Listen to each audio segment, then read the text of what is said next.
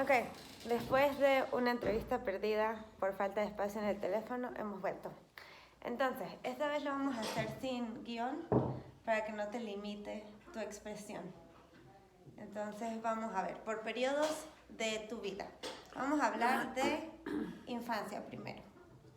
Entonces, recuerda algo como bonito que te haya gustado mucho de tu infancia, algo que no te haya gustado y no sé, algo que fuese sorprendente o raro. Viste, tiene guión ya. Algo bonito, recuerdo mucho. Bueno, algo que tú recuerdes de infancia. Escuché de la infancia, recuerdo mucho la casa donde nos vinimos a vivir a Colón. No sé por qué me pareció que fue un día muy bonito, aunque pasó algo feo, pero eso no es algo relevante para mí, sino más porque siempre lo nombraban. Quemar luces de bengala y tener una maxifalda con un cuello tortuga amarillo. Mamá siempre estaba pendiente de comprar cosas bonitas en Cúcuta. Ella siempre era la encargada, todo lo que era frontera siempre se dependía de Cúcuta y uno todo mercado en Cúcuta, a también los espectaculares mercados que se hacían. Y mi papá tenía un carro que era ¿cómo se llama eso? No sé ni qué modelo era, pero se parecía como el carro de Batman. Esa noche de Navidad alguien tiró una bengala por la ventana y Miguel Eduardo, mi hermano menor, que tendría como 1 añito y algo, se bajó de la cama, o 2 años si acaso, y puso el pie encima de la bengala. Eso todo lo recordamos mucho. Otra cosa fue que una vez me pasó que, ¿sabes que papá para nosotros, en especial para nosotros 4, papá era el rey de la casa? Papá llegaba y él usaba botas de seguridad porque mi papá era mecánico. Estoy un poquito ronca. Ajá. Y lo primero que hacía uno era ir a buscarle las pantuflas y quitarle los zapatos a mi papá. Las botas de seguridad son las que tenían como metal en la parte de adelante. Ajá. Esas estaban guardadas en el ático del apartamento de Mérida por un tiempo. Ok, entonces nosotros siempre teníamos esa costumbre. La otra es cuando papá llegaba, nosotros parecíamos un kinder porque éramos 4 más 2 niños que estaban ahí, que eran los hijos de mi hermana Judy, Aldo más específicamente. Pero nosotros salíamos como si fuera una caravana. ¡Llegó papá! Grito, grito, grito. Y siempre traía muchas frutas. No sé, lo digo porque mis hijas no comen casi frutas porque no saben comer fruta. Yo compro naranja y casi que tengo que quitar las películas de naranja. Nosotros bajábamos a San Félix y compraba un 100 de naranjas. Y cada vez que veíamos, a las 4 de la tarde empezaba la hora de los niños. Comenzaba con el chavo, luego pasaba el zorro, luego meteoro, siempre eran, pero siempre la hora de niños era de 4 a 6 de la tarde. No era eternamente el muchacho sentado a cualquier hora viendo televisión. Y por lo tanto, lo que era de 2 a 4, si eran vacaciones, siempre había siestas y mi papá estaba. Entonces nosotros salíamos ramplando hasta el patio de atrás, que había un galpón donde mi papá tenía sus herramientas, pero eso tenía techo, nos había hecho un columpio y después de eso, bueno, nosotros nos tirábamos para ese patio los 4. A veces Soraya no tanto, porque ella dormía más. Y entonces ahí pasaba de todo. Ahí teníamos carro, volábamos porque nos tirábamos del columpio así cuando iba en la parte más alta. Teníamos segunda planta, que era una mesa donde se hacía la hallaca y poníamos una escalera y eso era todo una animación o sea, los backyardigans se quedaron pendejos al lado de nosotros porque nosotros sí soñamos. Claro, hasta que Farela se puso peligrosa y decidió que ella era Candy. Y cuando se montaba en ese aguacate, pero bien alto, Dios mío, a mí me daba, yo estaba abajo y me daba miedo. Entonces, bueno, eso siempre se hacía. Superhéroes fuimos todos y teníamos, no capa, pero sí piedras para lanzarnos y la tapa del aseo para protegernos por el escudo de protección. Ajá, Batichica, la Estrabela, bueno, había muchos personajes que se inventaban ahí. Me pareció triste cuando una vez, ya yo tenía como 10 años, mamá siempre nos involucró en la cocina, pero creo que más a mí, pero porque me gustaba. Entonces, pero hubo un momento que ellos se iban a jugar con Aldo que era el primo que vivía ahí, y yo quedaba fuera del juego, ¿sabes? En esa etapa donde uno ya empieza a ser, que no es ni grande ni pequeño, pero como que sobresale, que sí es grande. Como 12. Y más de altura, no, 12 no, estaba todavía en primaria. Ajá. Ajá. Entonces, lo que pasa es que los chamos de antes eran como más maduros, ahorita son idiotas, pero hasta creen de verdad que los Marvel existen. Sí creen, y que todo el tiempo están esperando que el mundo se va a acabar porque viene un meteoro y lo creen. Entonces, uno era como más maduro, pero entonces sí me dolía así como que no podía estar ahí. Ya en el carro que hacíamos, que eran las sillas del comedor, con un poco de herramientas que mi papá tenía y la ambientación que se hacía con sonidos propios de cada quien, ajá, ya no se podía hacer. O sea, como que sí quería estar, pero al final como que ya no era que la misma nota. Entonces ya estaba más en la cocina. Es igual, la primera vez que no recibí Niño Jesús, ay, sí me dolió mucho. Pero la última vez que me lo dieron fue una máquina de escribir. Esa sí me gustó. Pero tampoco me gustó tanto. Sí me gustaban las muñecas. No sé por qué a nosotros sí nos gustaban las muñecas. Fabiola le sacaba los ojos a las muñecas. ¿Cuándo dejaste de recibir niños? Como en sexto grado. Okay. Como a los 11 tirando para 12. Ok, ya. Ajá. ¿Qué otra cosa para ver así? Feo, feo, feo. Ay, mira, una vez papá estaba cerrando la puerta del carro ese y había un mercado. Y él cerró y yo quedé con el dedo ahí, entraron todos a la casa y quedé un rato ahí hasta que salió alguien. Papá, el dedo está ahí metido. ¿Y no gritaste? No, porque lo bueno era que el carro que te estoy diciendo que era como el batimóvil, y entonces el espacio entre la goma y la lata, mi dedo era tan delgado que amortiguó la gomita, o sea, no me rompió. Otro día, bajando por esa calle, las calles de Colón son de pendiente. La puerta del lado que yo estaba, claro, papá, como todo pueblo manejan despacio. En lo que da la curva, yo salí del carro. Papá, y me volví a montar. Pero como saliste, corriste a agarrar la puerta y te volviste a montar. No, grité, papá, frenó, me monté y otra vez. O sea, no aquello de que se bajó y, oh Dios, mi hija ha caído. Dios, llamen al... No. Ay, cierre bien la puerta, más nada. Bueno, me pasó con mi hija Fernanda. Aquí ya, como que se abrió la puerta, pero ella no cayó. Yo sí caí al asfalto. Ajá, Pero tú te sientes que estabas más preocupado por tu hija que tu papá estuvo por ti. No, yo estaba igual que mi papá. O sea, no era algo, o sea, el peligro estaba medido, no estaba en situación de peligro, fue situación particular. Y sí de irresponsabilidad porque en ese tiempo los carros no tenían seguro de niño. En el caso de Fernanda no estaba tan pequeña y ella era tremenda, pero ellos sí tenían seguro de niño, ahí sí nos faltó el segurito, pero fue ahí mismo en la urbanización, no era una avenida ni nada de eso.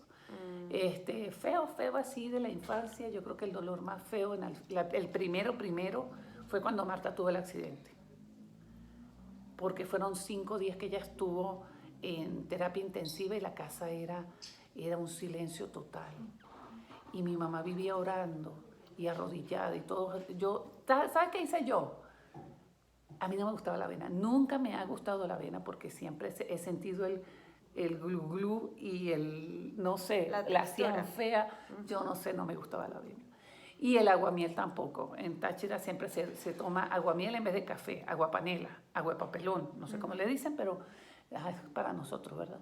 Ajá, y Judy estaba ahí con nosotros y yo no, haga un sacrificio, no sé quién lo dijo, eran las monjas, porque también nosotros estudiábamos en colegios de monjas, y yo tomé aguamiel esa semana y comí avena para que ella se mejorara, porque a mí no me gustaba eso.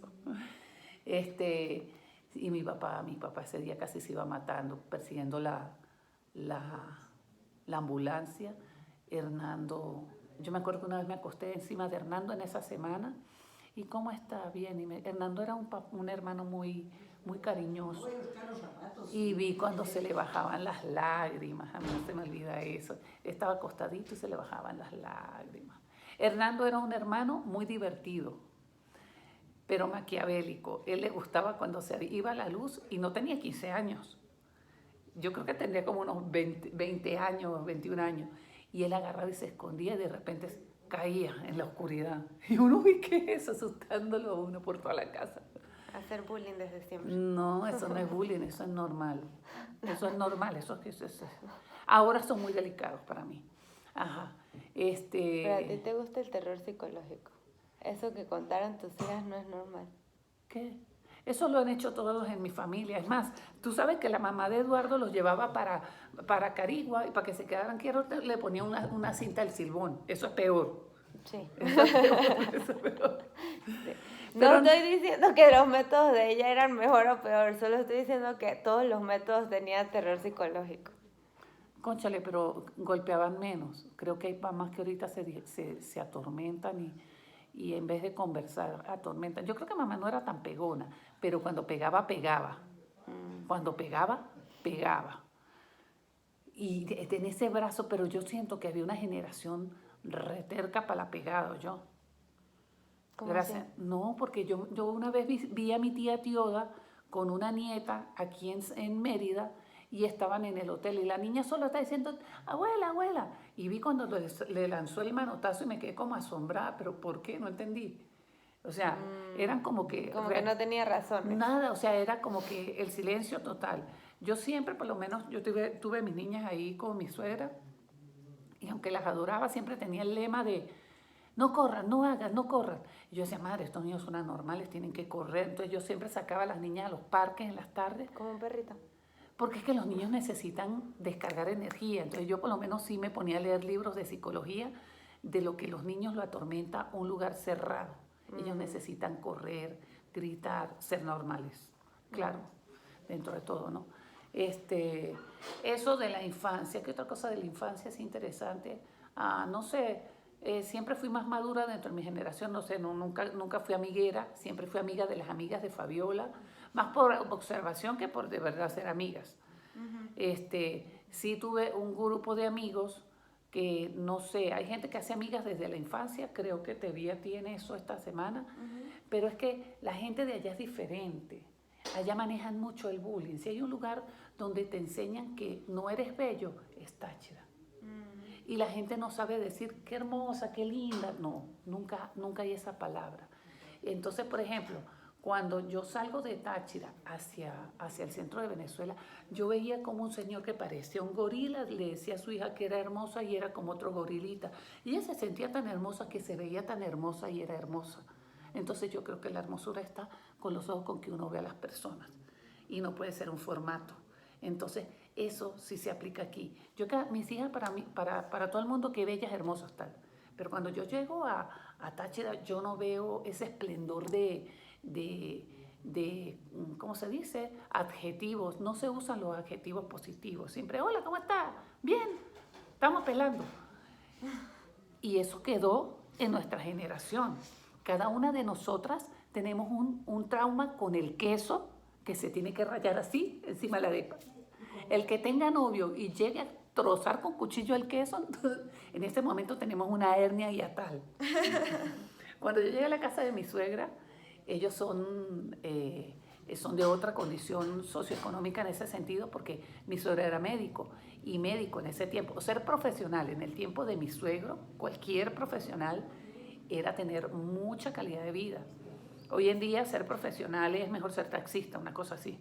Entonces, ellos compran la panela de queso holandés y yo me quedé asombrada de él el cuchillo.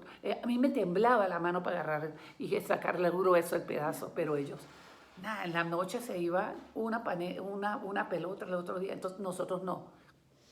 Y mamá nos enseñó que el huevo da hepatitis, porque ella era muy sabia.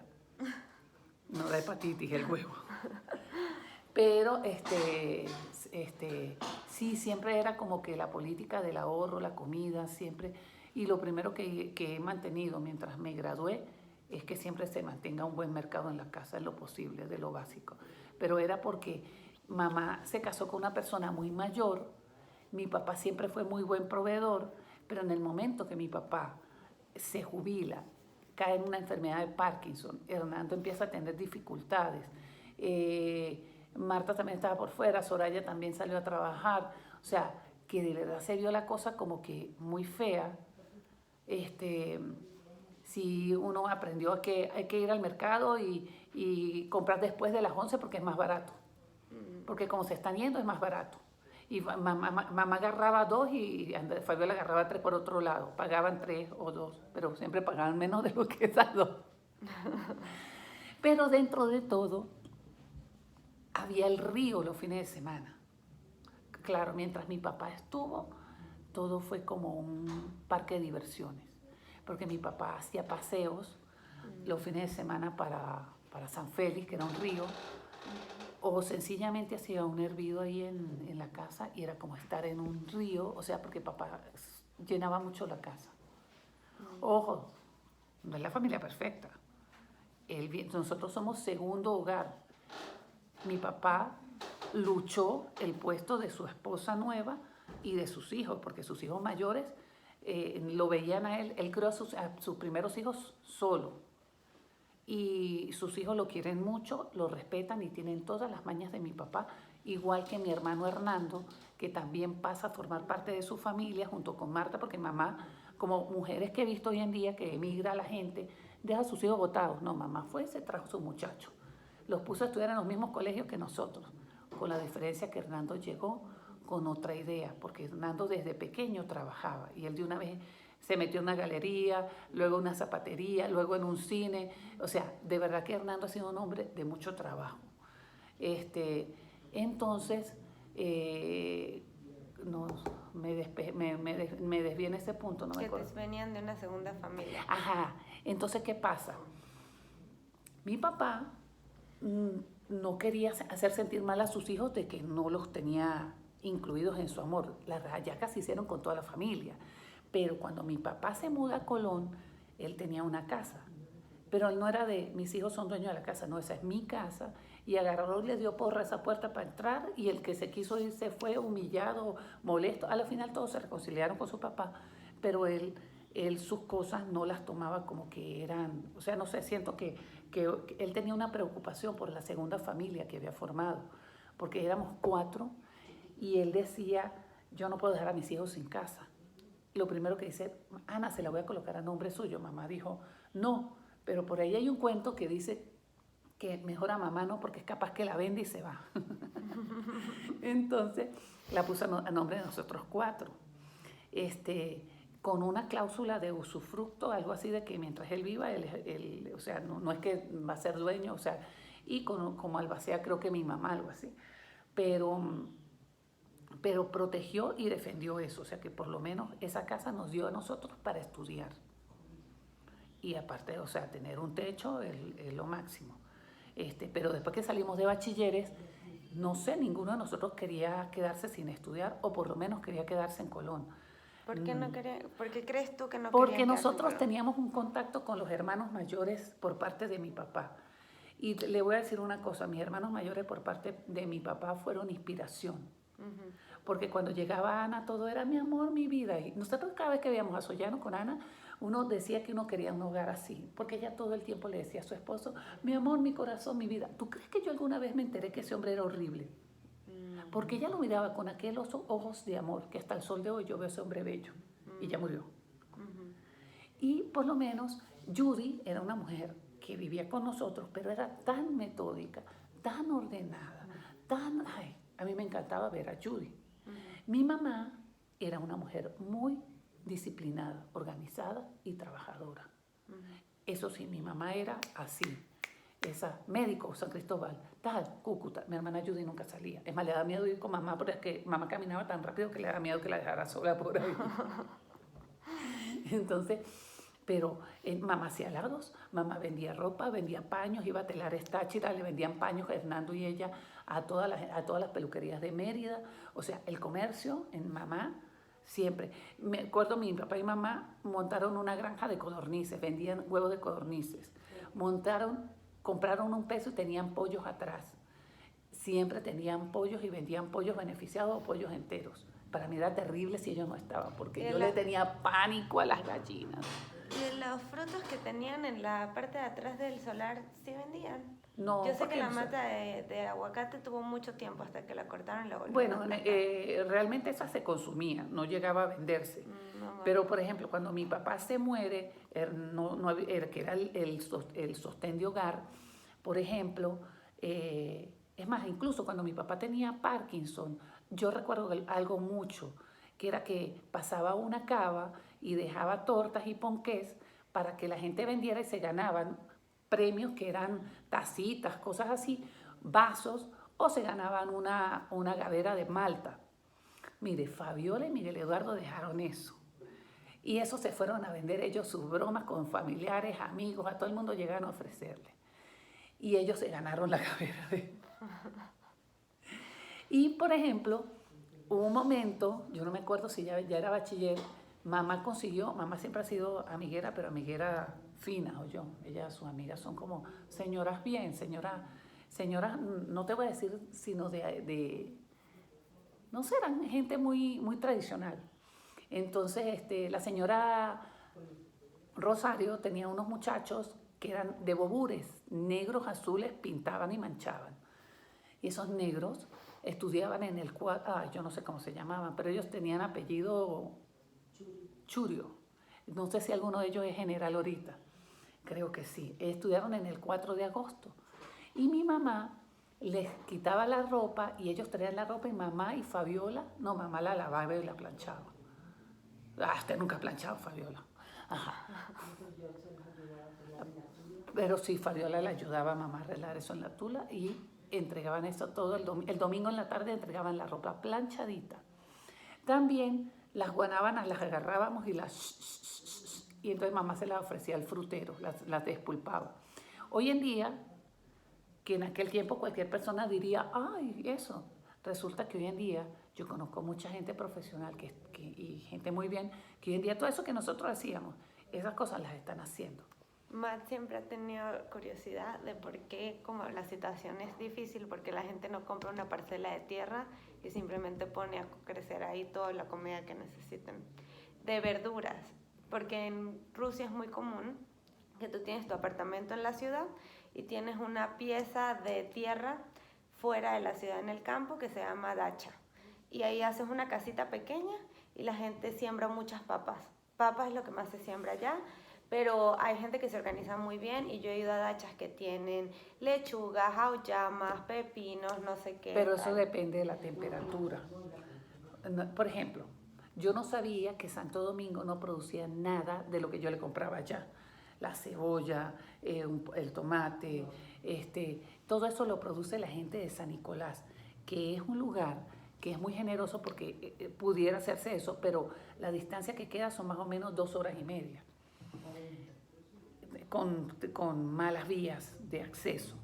Entonces, pero por ejemplo, señor, conozco personas que compraron arriba en Mesa de Cavaca y lo que tú dices es cierto.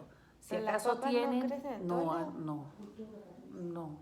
Pero lo que pasa es que ellos no tienen temperaturas frías todo el año. Ellos en verano llegan a 30 por 2 meses y en verano, no es en verano, ellos como que siembran en una estación sí, eso y todo recogen tiene su en tiempo. otra estación. Todos tienen su tiempo. ¿De qué vive el llanero, por ejemplo? Caraota, yuca, plátano, pescado y carne también. O sea, allá se produce mucho. Allá vale la pena tener lo que tú dices. Es una tierra muy rica, la tierra es dulce y productiva. En el caso de Colón, a mi papá, que hoy en día siempre le digo a mi mamá, pero ¿qué le pasó a mi papá? Con la jubilación alguien le ofreció que por el carro le cambiaba una granja en San Félix. Mi papá creo que lo vio en el sentido de, ¿y quién va a atender la granja? Porque él era solo y 4 muchachos. Claro. Pero él le ofrecieron eso. Yo personalmente, ahorita a mi edad, yo le digo, Eduardo, a mí me gustaría tener una tierra. Yo siento que el que tiene tierra tiene dinero. Tengo una amiga que ella de la nada ha levantado una finca ganadera, con poquito, mete cabra, mete esto. Sí, yo sí parto de que eso es chévere, pero también se nos ha hecho a la gente que tiene un poquito más sí lo hace. Conozco mucha gente que lo hace. Pero quienes no tenemos de repente la capacidad de adquirirlo, pues no. Y sí veo que hay gente que está ahorita sembrando en su patio, pero tienes que tenerle amor a eso, porque si no lo atiendes eso no sirve. Entonces, ¿qué pasa? No se acostumbró a la gente a sembrar. Mi papá sí lo hacía, mi papá tenía un patio donde de ahí yo con mis fresas, con mis zanahorias. Había limones, había zapote, había lima, había naranjas agrias, tabaco también había, ¿verdad? Pero mi papá estaba con un rastrillo y ese patio siempre estaba de punta en blanco. Pero eso era trabajo, él lo hacía. Cuando se va mi papá ya eso nadie lo hace. Mi suegro tiene un jardín pequeñito y de ahí sacado tomate, cherry, tomate.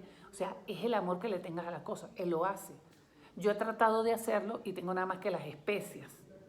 Porque hay una parte que es comprar el abono, mover la tierra. Y entonces mi espalda no me da. El clima tampoco me ayuda. Entonces, pero creo que sí debemos hacerlo. Eso lo ha promulgado mucho este gobierno. Pero es porque nunca se educó a la persona, porque aquí todo era importado. Mientras más procesado creían que era más sano, pero en mi casa no. En mi casa sí comimos de la huerta que tenía mamá atrás, porque mamá sí tenía un caucho que habían hecho de un caucho de un camión, y ahí siempre había cilantro y apio España, toronjil, perejil, siempre habían ramas. Los andinos sí son así, la gente del frío sí es así. Pero no toda, porque en Santo Domingo hay mucha gente perezosa, mucha. Ay, Dios.